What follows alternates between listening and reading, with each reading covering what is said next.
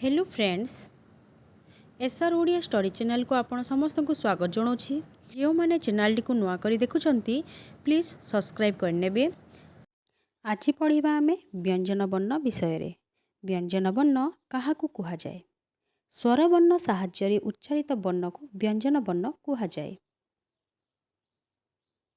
व्यंजन वर्ण 38 सेगुड़िक है क ख ग घ ङ च छ ज झ ञ ट ठ ड ढ ण त थ द ध न प फ ब भ म ज य र ळ ल व तालव्यस मूर्धन्यस दंतस ह अनुस्वार विसर्ग एवं चंद्रबिंदु।